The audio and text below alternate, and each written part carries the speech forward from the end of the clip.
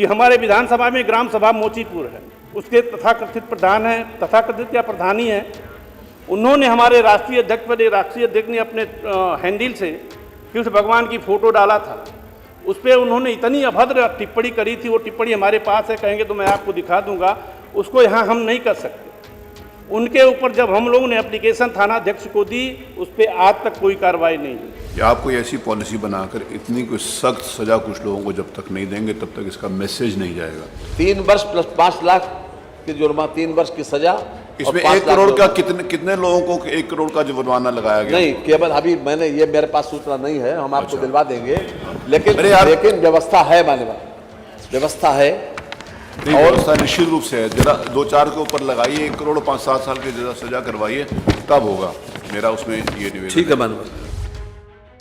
उत्तर प्रदेश की विधानसभा में समाजवादी पार्टी के विधायक एचएन सिंह पटेल ने सोशल मीडिया पर की जाने वाली आपत्तिजनक टिप्पणी का मुद्दा उठाया।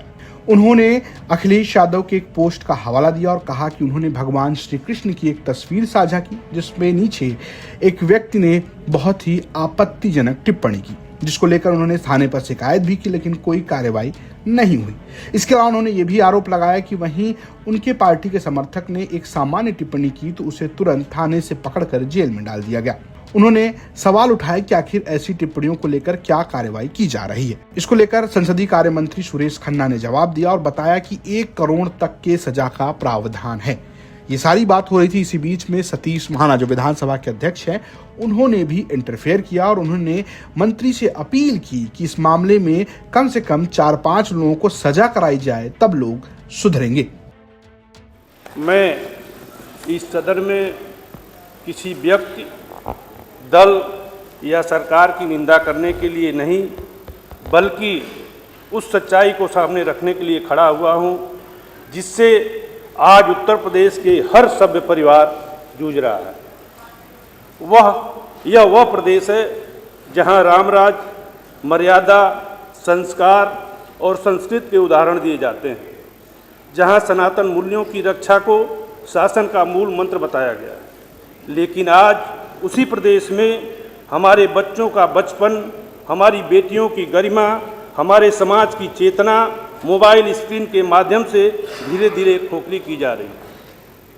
मान्यवर, आज अश्लीलता, नग्नता और फुहड़ता का मनोरंजन ही नहीं, बल्कि एल्गोरिदम के सहारे हर घर में बिना दस्तखत के प्रवेश कर रही है। परिवार के साथ बैठा हो, बच्चा मोबाइल खोले और अचानक ऐसी सामग्री सामने आ जाए जिससे माता पिता की नज़रें झुक जाएं, यह केवल व्यक्तिगत असुविधा नहीं, यह एक सामाजिक आपातकालीन है। माननीय अध्यक्ष जी, दूसरी तरफ अश्लील कंटेंट को कमाई का साधन बनाने का माननीय अध्यक्ष जी, अपराध केवल वह नहीं होता जो शरीर को चोट पहुंचाए, अपराध वह भी होता है जो सोच को विकृत करे, जो भविष्य की पीढ़ियों को, मानस को जहरीला बनाए। आज सोशल मीडिया पर प्रसारित अनेक सामग्री कानून, नैतिकता और सामाजिक मर्यादा तीनों का उल्लंघन कर रही हैं।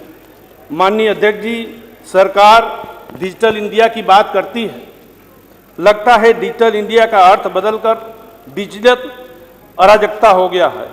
एक तरफ फिल्मों में एक दृश्य पर सेंसर बोर्ड द्वारा कैंची चलाई जाती है, संवादों को संस्कृत के नाम पे बदल दिया जाता है, वहीं दूसरी तरफ सोशल मीडिया पर नग्नता, अश्लीलता बिना किसी चेतावनी, बिना किसी नियंत्रण के धड़ल्ले से परोसी जा रही है।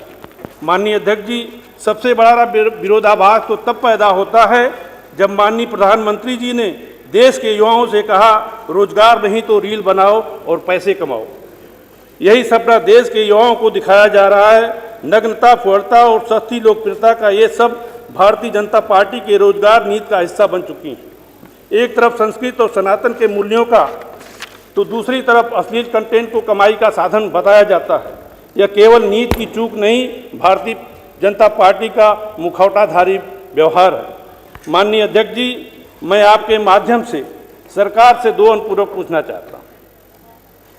क्या सरकार मीडिया पर अश्लील, नग्नता और विकृत मानसिकता फैलाने वाले बड़े अकाउंट्स तथा कथित इन्फ्लुएंसर और डिजिटल प्लेटफॉर्म के विरुद्ध ऐसी कोई ठोस कार्रवाई, हालांकि अब तक नियम IT एक्ट 2000 के तहत कार्रवाई की जा रही थी 79B/1 के तहत, तो क्या कोई ठोस कार्रवाई करेगी ऐसे लोगों के ऊपर?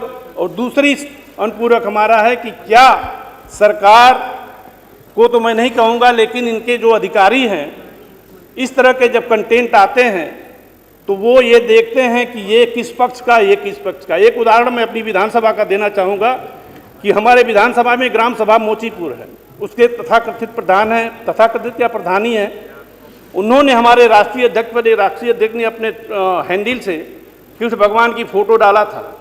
उस पर उन्होंने इतनी अभद्र टिप्पणी करी थी, वो टिप्पणी हमारे पास है, कहेंगे तो मैं आपको दिखा दूंगा, उसको यहाँ हम नहीं कर सकते। उनके ऊपर जब हम लोगों ने एप्लीकेशन थाना अध्यक्ष को दी, उस पर आज तक कोई कार्रवाई नहीं हुई। वहीं दूसरी तरफ हमारे विधानसभा की पूर्व विधायक के ऊपर एक गौड़ समाज का लड़का एक छोटी सी टिप्पणी, बहुत अश्लील टिप्पणी नहीं, बस उन्होंने अपने बस ये समाज में कर दिया कि अब तक आपने क्या काम कराया है इसी को बताइए, तो उसके ऊपर उसी थाना अध्यक्ष, जीएनपुर थाना है, दोनों कामन है, दोनों गांव उसी में आते हैं, उसको जेल में भर दिया, आज तक उसकी जमानत नहीं हुई। तो क्या इस तरह की कठोरतम कार्रवाई सबके ऊपर लागू होगी? हमारा दूसरा अनुपूरक है। धन्यवाद। माननीय मंत्री जी।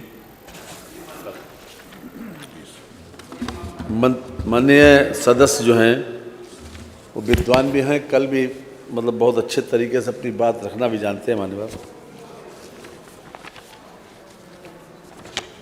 सरकार ने पूरी इस बात की व्यवस्था की है कि इसमें अवेयरनेस भी हो इस विषय पर, और जहां कहीं पर भी इस प्रकार की शिकायत मिले, जिस लेवल की शिकायत मिले उसी लेवल की कार्रवाई भी हो। मान्यवर जैसे ही मैं प्रक्रिया भी खास तौर से मान्यवर बता देता हूं कि मान्यवर सभी आपके माध्यम से सभी हाउस में बैठे हुए लोगों को भी जानकारी में आ जाएगी। मान्यवर जैसे ही इस प्रकार की कोई भद्दी टिप्पणी या अपमानजनक या आपराधिक कोई किसी प्रकार की फ़ोटो आदि सोशल मीडिया पर वायरल की जाती है, तो उसके लिए दो व्यवस्थाएं हैं मान्यवर।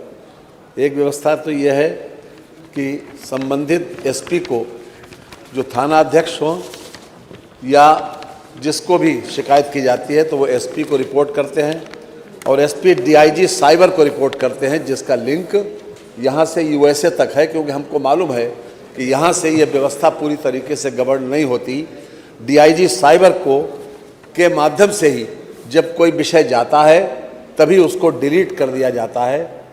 जब कभी कोई नेशनल सिक्योरिटी की बात होती है, मैंने उसमें चूँकि केवल आपने जिस प्रकार से व्यवस्था पूछी थी उसकी व्यवस्था बताई, जब कभी नेशनल सिक्योरिटी की कोई बात आती है तो उसके लिए स्पेशल सेक्रेटरी होम को इस बात के लिए अधिकृत कर दिया गया है कि वो इसका संज्ञान लेकर इस संबंध में उचित कार्रवाई करें। तो जैसी जिस प्रकार की शिकायत होगी उसी प्रकार की कार्रवाई की व्यवस्था भी है माननीय। जहाँ तक सवाल है कि इसमें हमने पुलिस वालों को जो ख़ास तौर से हमारे थानों में तैनात हैं, पहले मान्यवर 2 थाने थे केवल साइबर थाने, एक थाना था लखनऊ में, एक नोएडा में। जब से योगी सरकार आई तब से उन्होंने पूरे उत्तर प्रदेश के सभी जनपदों में साइबर थानों की व्यवस्था कर दी, और उसका परिणाम यह है कि हमने लगभग 84,705 ऐसे लोगों को अभी तक हमने ट्रेनिंग दी है और 65,966 कैंप लगाकर उत्तर प्रदेश में थाना स्तर पर माह के प्रथम बुधवार को इस बात की जितने भी यानी कि ओपिनियन मेकर्स हैं, खास तौर से उनके बीच में, चाहे वो शिक्षक हो, व्यापारी वर्ग हो या फिर किसी प्रकार से बुद्धिजीवी विद्यालय हो, हर जगह पर एक ट्रेनिंग की व्यवस्था भी की है, अवेयरनेस की व्यवस्था भी की है, ताकि लोग इससे अवेयर हों और इस संबंध में जो भी व्यवस्था है सरकारी उसके बारे में लोगों को जानकारी मिल सके। कहीं पर भी जब कभी भी इस प्रकार की कोई स्थिति आती है माननीय, तो उसको दंडित भी किया जाता है और हर तरह से सरकार इस बात पे सचेत है लेकिन ये भी सही है कि जो माननीय मंत्री जी ने अपनी चिंता व्यक्त की कि ये समाज में जो विकृति पैदा हुई कि सोशल मीडिया के माध्यम से तरह तरह की टिप्पणियां करना, अभद्र व्यवहार करना, अपना किसी न किसी रूप में व्यक्तिगत रूप से रंजिश को इस प्रकार से प्रदर्शित करना, ये मान्यवर है तो गलती, लेकिन जो हमारे सामने हमने प्रिवेंशन की व्यवस्था भी की है और इलाज की व्यवस्था भी की है। मान्यवर इसमें माननीय मंत्री जी एक महत्वपूर्ण विषय प्रश्न के माध्यम से पूछा गया और आपने बहुत अच्छी तरीके से उसका संजीदगी के साथ जवाब भी दिया है कि हर ज़िले में साइबर के थाने खोले, पहले 2-3 थे। लेकिन मेरा उसमें, क्योंकि हम सब लोग सारे जितने विशेष रूप से राजनीतिक क्षेत्र में काम करने वाले हैं, सारे विधायक, इससे सब लोग बहुत ज़्यादा प्रभावित हैं और गलत सूचनाओं के कारण उससे इफ़ेक्ट होता है। इसमें मेरा आपसे ये निवेदन है कि आप कोई ऐसी पॉलिसी बनाकर इतनी कोई सख्त सज़ा कुछ लोगों को जब तक नहीं देंगे तब तक इसका मैसेज नहीं जाएगा।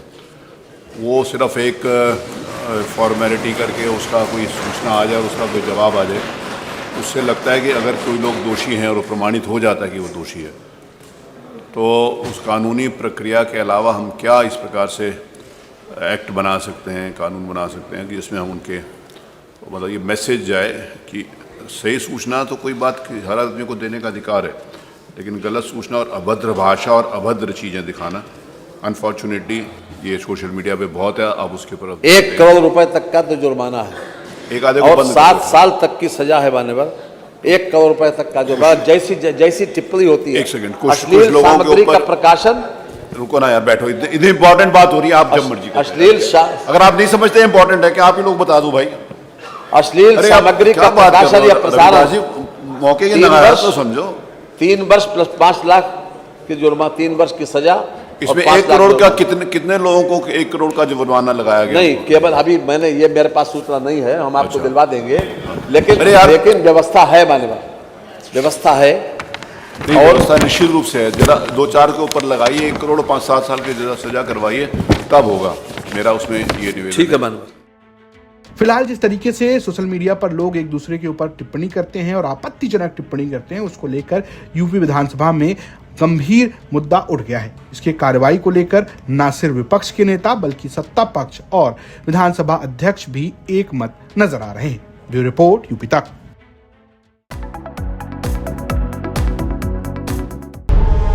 विशाल दुबे अपने दुश्मनों के बीच में ऐसा रहता है जैसे 32 दांतों के बीच में जी। जो मिलेगा सबसे पर दबेगा किसी से नहीं।